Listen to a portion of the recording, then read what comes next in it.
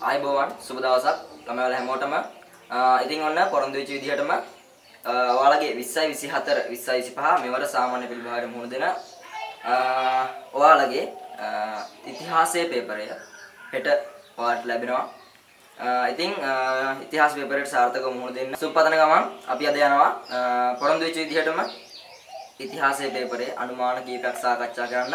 ඒ වගේම තමයි හැම වසරකම ඉතිහාසයේ පේපර් අරගෙන බැලුවම ඒ වගේ ඇවිල්ලා තියෙන අනිවාර්ය ප්‍රශ්න කීපයක් තියෙනවා සහ විෂය නිර්දේශයෙන්ම අනිවාර්ය කරපු ප්‍රශ්න කීපයක් තියෙනවා. ඉතින් ඒ වගේ ප්‍රශ්න වලින් අපි කීපයක් සාකච්ඡා කරනවා. අද ඔයාලට ලංකා සිටියේම ගංගා සිටියේම ගංගා 17ක් අපි අද කොට දාලා ගන්නවා. ඒ කියලා අනුමාන කරන ළමයි මේක අනුමාන නියත නෙවෙයි අනුමාන කියන්නේ අනුමාන. ඒ වගේම තමයි MCQ අනුමාන කරලා හදපු MCQ කීපයක් අපි කතා කරනවා. ඒ වගේම තමයි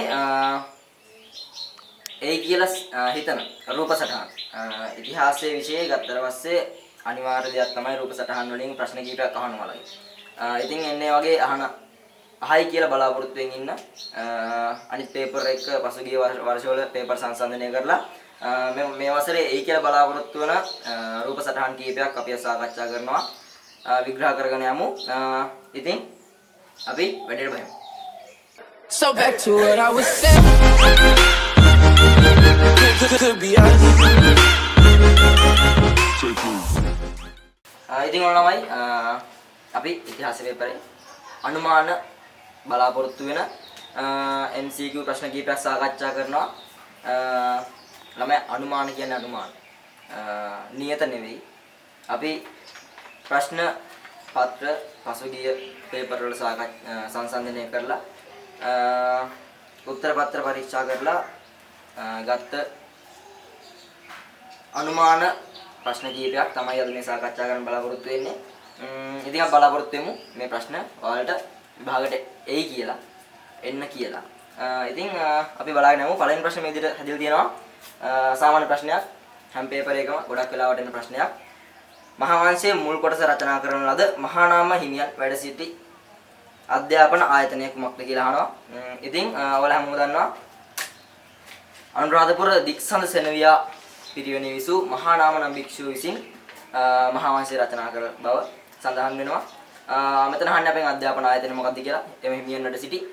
ඉතින් උත්තරේ වෙනවා අනුරාධපුර දික්සඳ සෙනවියා පිරිවෙන. අපි යමු දෙවෙනි ප්‍රශ්නෙට. දෙවෙනි ප්‍රශ්නේ අනුමානයක් විදිහට මේ විදිහට හැදෙනවා. ශ්‍රී ලංකාව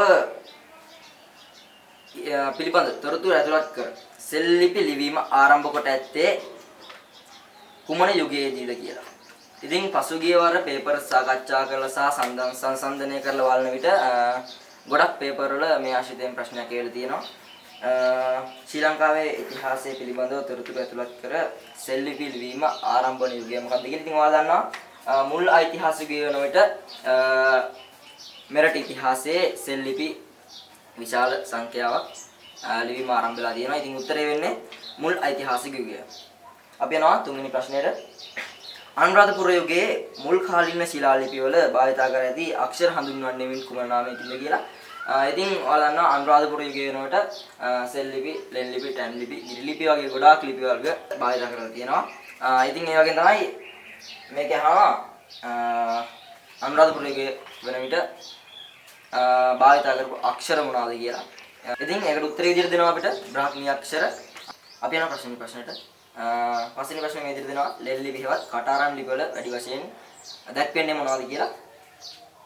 ඉතින් ඔයාලා දන්නවා එකල රාජවංශයේ සහ සීලම රජවරුන් සහ ගොඩක් රජවරු ලංකාවේ ඉතිහාසයේ හිටපු භික්ෂුන් වහන්සේලාට ලෙන් පූජා කරලා තියෙනවා. ඒ වගේ ලෙන් වලට උදාහරණ ගොඩක් අපි දන්නවා. ඒ වගේම තමයි අහලා තියෙනවා මේ අනුමාන කටාරම් අසර භික්ෂුන් වහන්සේලාට හෝ කිසියම් පුද්ගලයන් විසින් ලෙන් පිදුවට පස්සේ කටාරම් අසර ඔවුන්ගේ නාමයන් පිදු වර්ෂ කුමක් සඳහා පිදුවල් ඒ වගේ ගොඩක් කරුණු ඒ කටාරම් අසර කොටලා තියෙනවා. ඉතින් අපි ප්‍රශ්නේ අහනවා කටාරම් අසර වැඩිපුර දක්නට ලැබෙන්නේ මොනවද කියලා. ඉතින් උත්තරේ විදිහට අපිට හම්බලා තියෙනවා ලෙන් පිදු පුද්ගලයන් ගැන කියන උත්තරේ.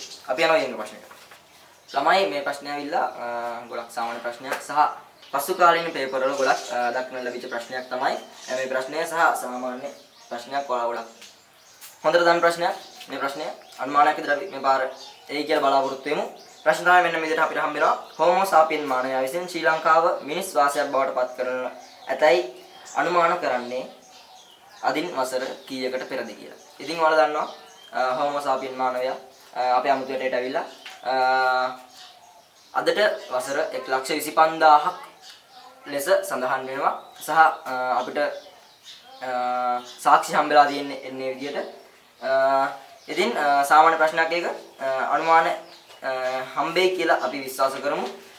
අපි ඊළඟ ප්‍රශ්නට යමු. අපේ ඊළඟ ප්‍රශ්නය පසුගිය පේපර් සංසන්දනය කිරීමේදී සහ ගියවර පේපරේ සංසන්දනය කිරීමේදී ගොඩක් තැන්වල අහපු ප්‍රශ්නයක් තමයි මෙන්න මේ අනුසාරයෙන් හැදිච්ච ප්‍රශ්න ගොඩක් තිබ්බා. ගියවර පේපර් සහ පසු කාලින ගොඩක් පේපර් වල. ඉතින් අපිට MCQ එක මෙන්න මෙහෙම හැදෙනවා.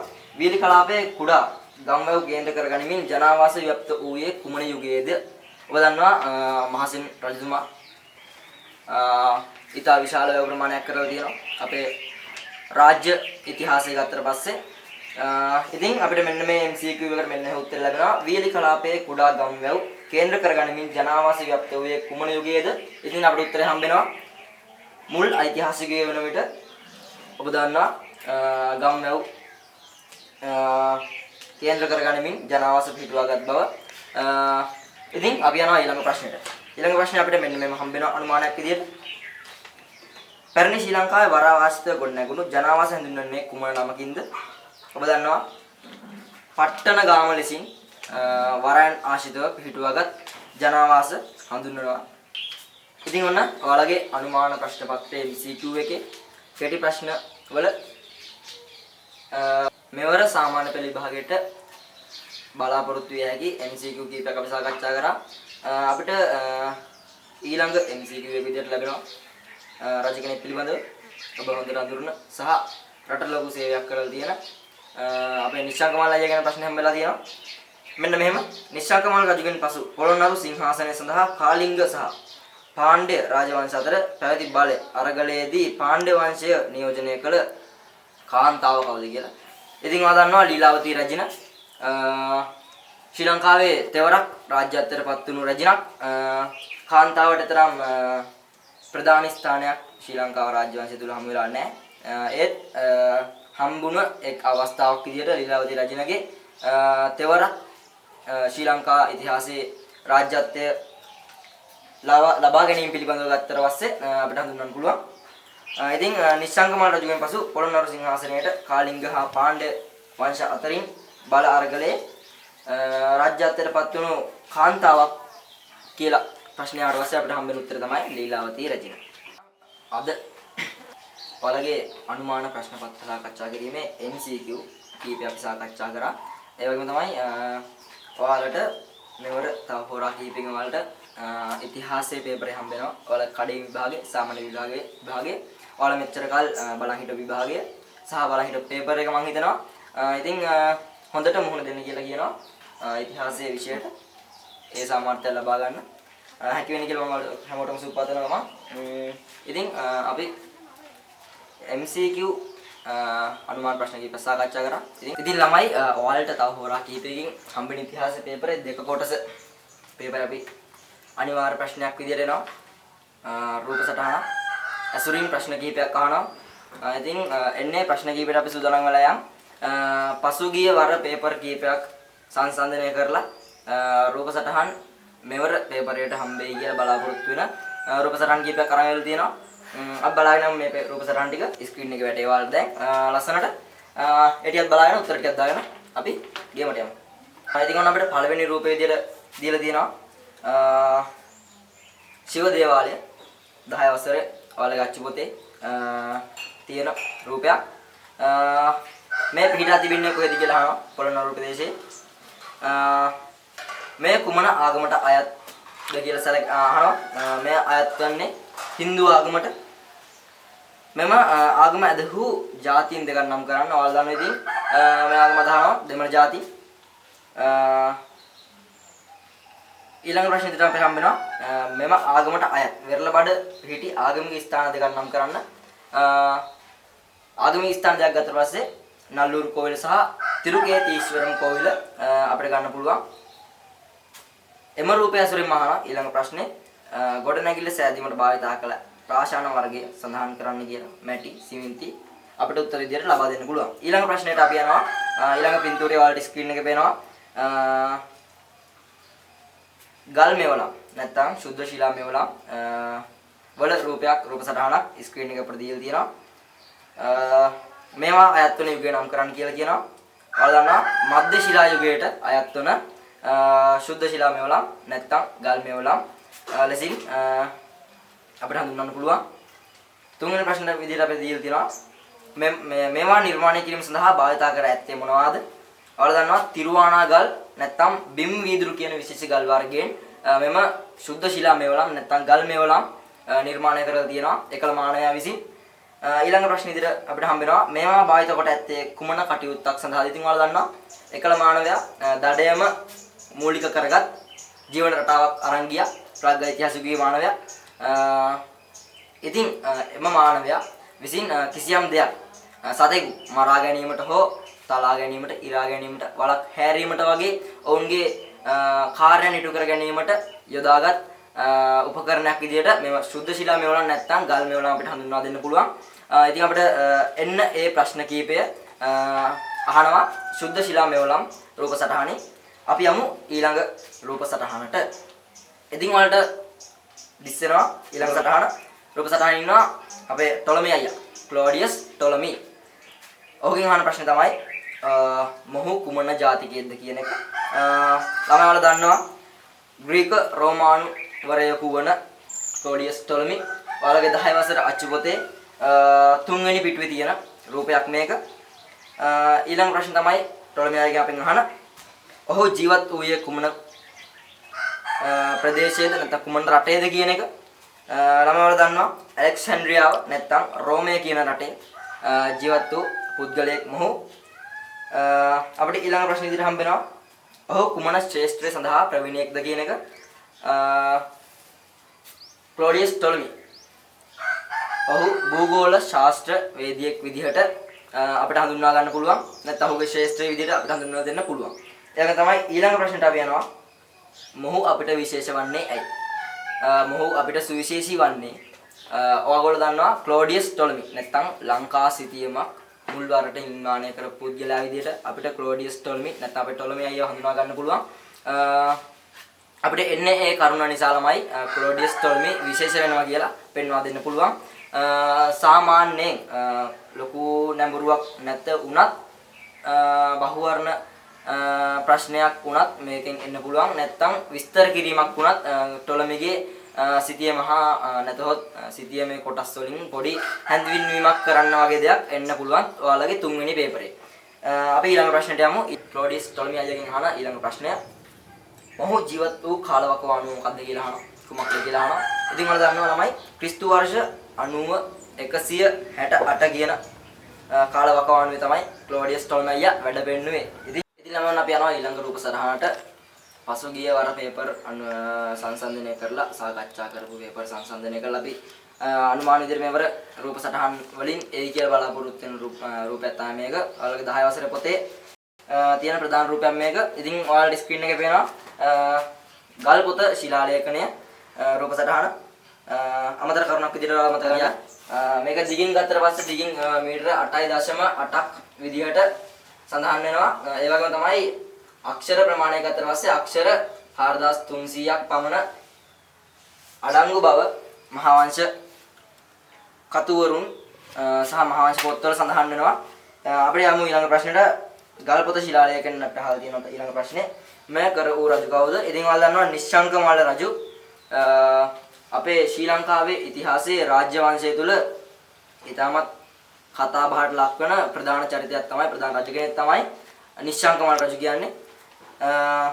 ඔයගොල්ලෝ දන්නවා ශ්‍රී ලංකාවේ වසර 9ක පමණ රාජ්‍ය කාලයක් පවත්වාගෙන ගියපු ප්‍රධාන රජ කෙනෙක් තමයි නිශ්ශංකමාල රජු. සහ ඔහුගේ විශේෂ කරුණක් වෙනවා ශ්‍රී ලංකාව තුල පවතින සහ සාක්ෂි හමුවේ තිබෙන සෙල්ලිපි වලට ගොඩක්ම සාධක හමුවන්නේ නිශ්ශංකමල් රජු විසින් කරවූ සෙල්ලිපි බවට තමයි සාධක හමු වෙලා තියෙන්නේ.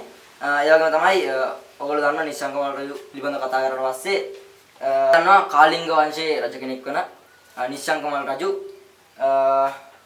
ජයගෝප කියන රජුගේ සහ පාර්වතී කියන රජිනියගේ පුත් කුමරු ලෙස තමයි විරුදාවලිය ලබන්නේ. කාලිංග වංශයේ රජ කෙනෙක් වෙනවා නිශ්ශංකමල් රජු. වසර 9ක් රාජ්‍ය කාලය පවත්වාගෙන ගිය බව මතක තියාගන්න. මොකද රජවරු පිළිබඳව විස්තර කිරීමක් ඔයාලට තව හෝරා කිහිපයකින් හම්බෙන ඉතිහාසයේ තුන්වන කොටසේ විස්තර කිරීම විදිහට ප්‍රශ්නයක් අහන්න පුළුවන්. ඒක නිසා ඒකත් මතක තියාගෙන අපි යමු ගල්පොත ශිලාලේඛනය අහන ඊළඟ ප්‍රශ්නයට. ඔයාලට වෙනවා ඊළඟ ප්‍රශ්න ඉදිරියට හම්බ වෙනවා. එම රජු අයත් රාජ වංශය කුමක්ද? මම කලින් වාට සඳහන් කරා කාලිංග වංශයේ රජ කෙනෙක් තමයි නිශ්ශංකමල් රජු කියලා කියන්නේ.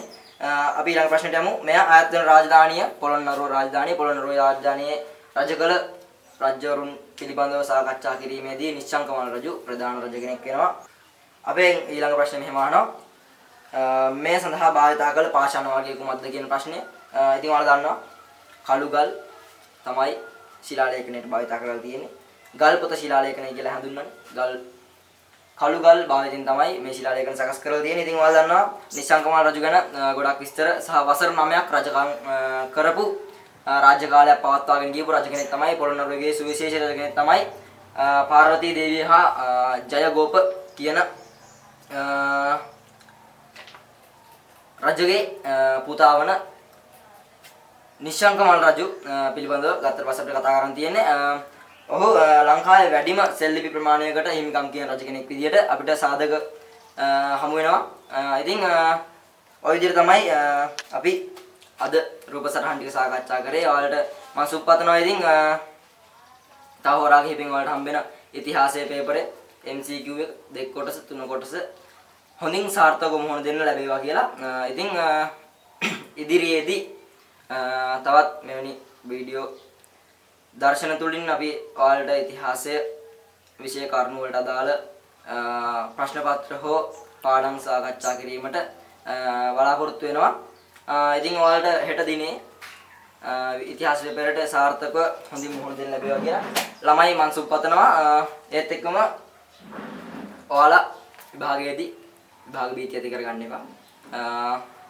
සාර්ථකව මුහුණ දෙන්න නොබියව ඔයාලා කඩේ විභාගේ සාමාන්‍ය විභාගේ. ඉතින් මම සුබපතනවා ඔයාලා හැමෝටම ජය වෙන්න ඕන සුබ වෙන්න ඕන. ගිහින් එන්න අපි නැවත හම්බෙමු මේ වගේ ලස්සන වීඩියෝ එකකින්. ආයිබෝන්. මම තරුෂි දිල්ෂාන්.